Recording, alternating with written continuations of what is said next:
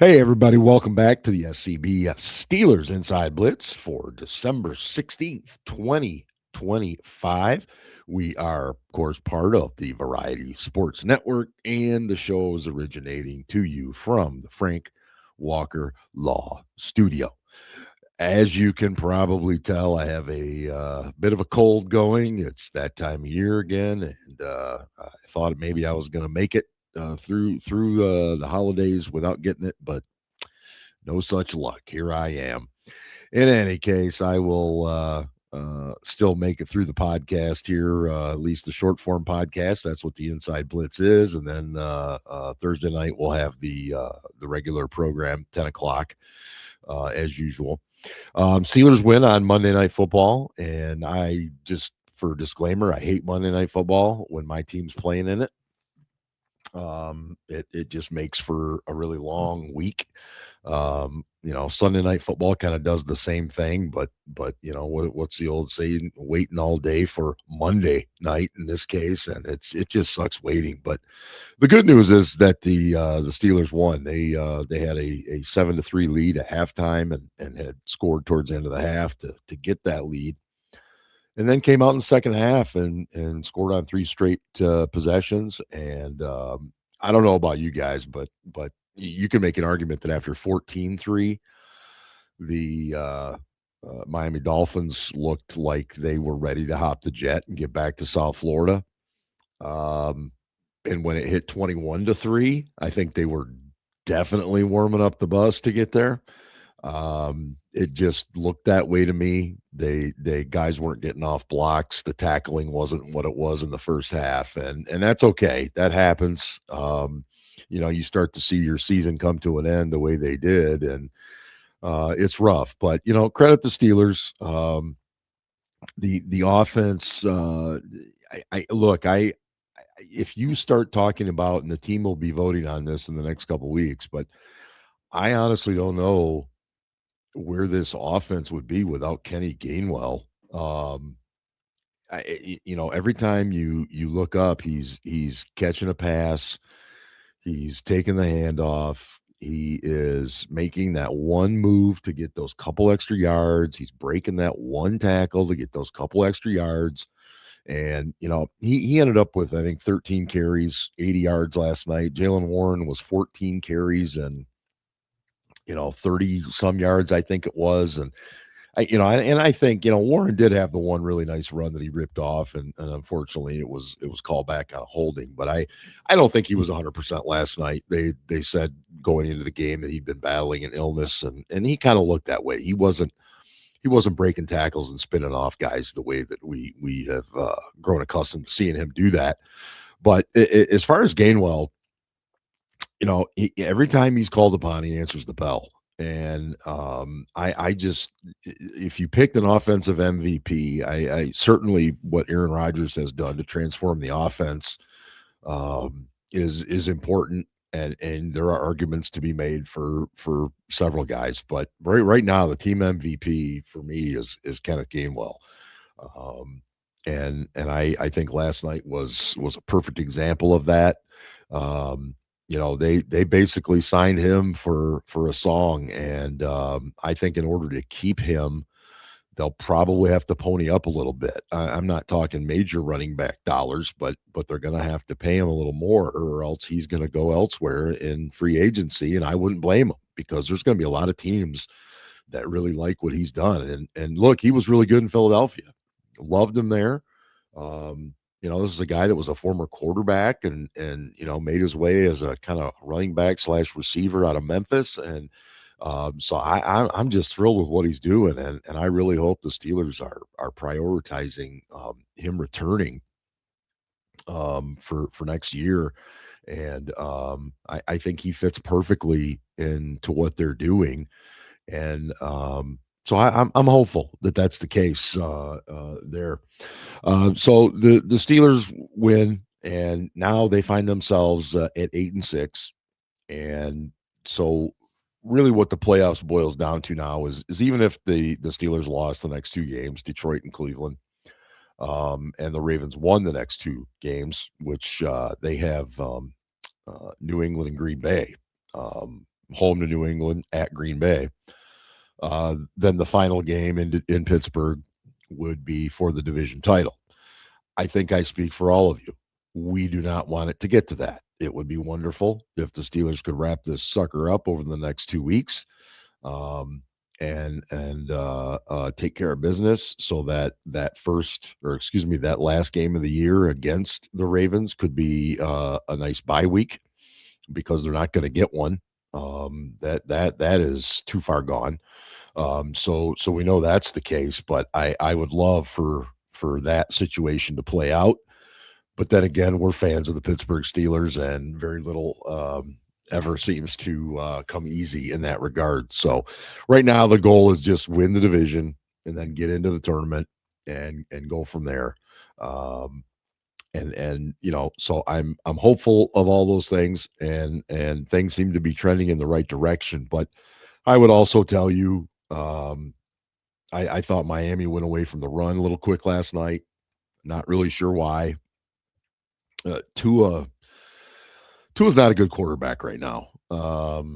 And we knew the record coming in. He's never won in temperatures over 40 or 45 degrees before. And he looked every bit like the cold was affecting him. And just his decision making was awful at times. Took some horrible sacks, and nobody's going to apologize for that. If you're the Steelers, you take it, you run with it, and you get to 8-6, and now you head to Detroit, where you're playing a Detroit team that is literally backs against the wall. They no longer control their playoff destiny, so they have to win. They still have games with, I believe, Minnesota, and then they finish at Chicago, and they cannot afford a loss at this point. So we're going to get everything they have, and you probably saw what they did on Sunday.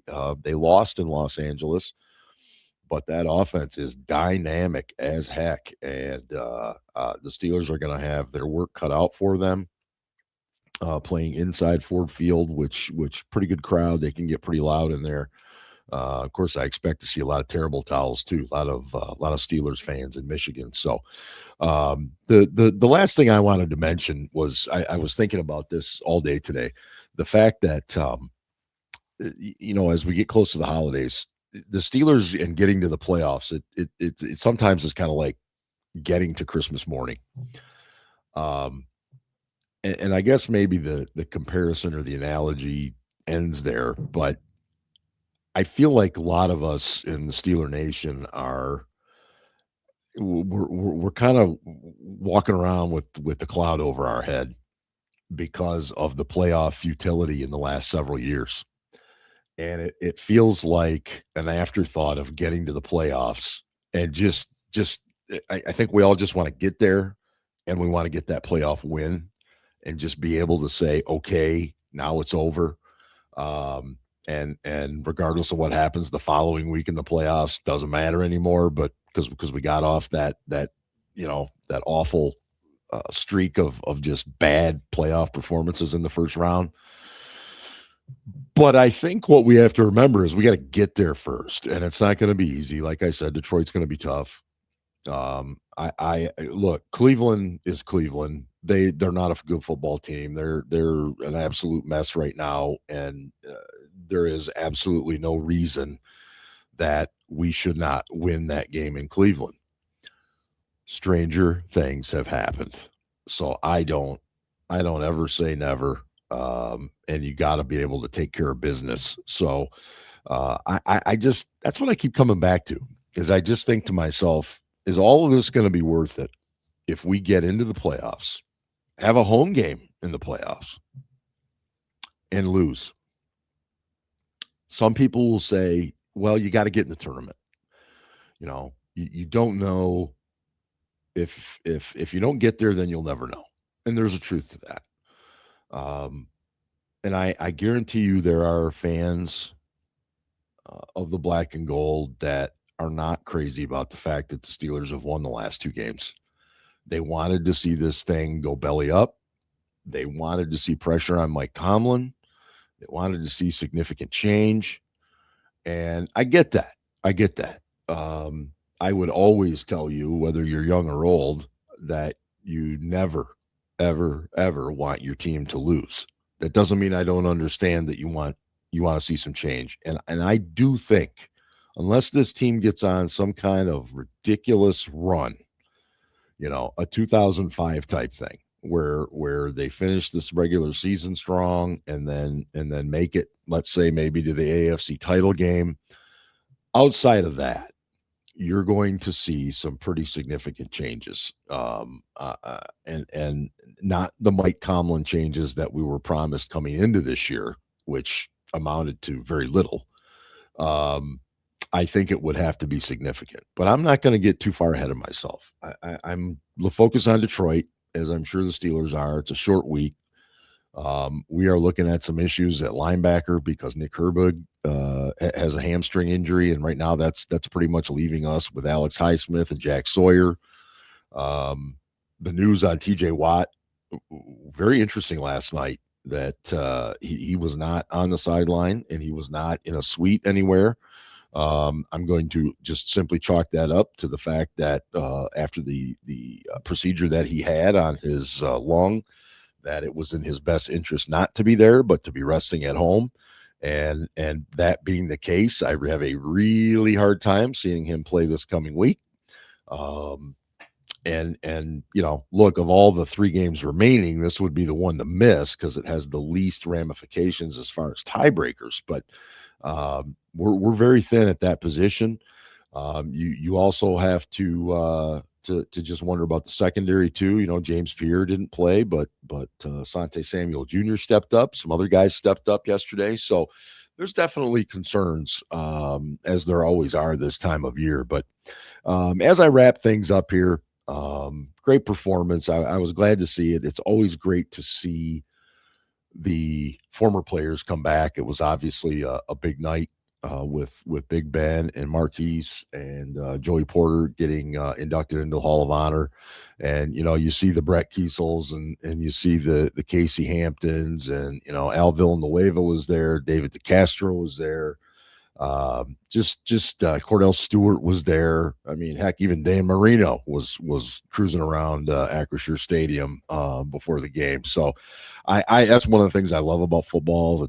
It's always been a tight knit type thing with teams, especially teams that have greatness on them. And so I'm glad they were able to finish that game out and get the big W there. It was nice to have relatively little stress in the second half, especially with Miami choosing not to run any sort of hurry up offense or anything. It was just absolutely bizarre. But in any case, make sure you check out the show coming up this Thursday night. We'll be at 10 p.m. And then our schedule is going to change after this week because, of course, Christmas and New Year's will probably be going on Tuesday of each of the following weeks. And, of course, next Tuesday is Festivus, and that's when we will be doing the airing of the grievances, which I think we do most every week, but we'll little extra something on this one. In any case, check that out right here on our YouTube channel. And, of course, we'll air it live on X as well. But for now, I'm going to get on out of here. Appreciate you sticking with me in my gravelly voice, and hopefully we will see you coming up on Thursday night, podcast 10 p.m. Eastern, right here. And as always, go Steelers. We've had some drinks.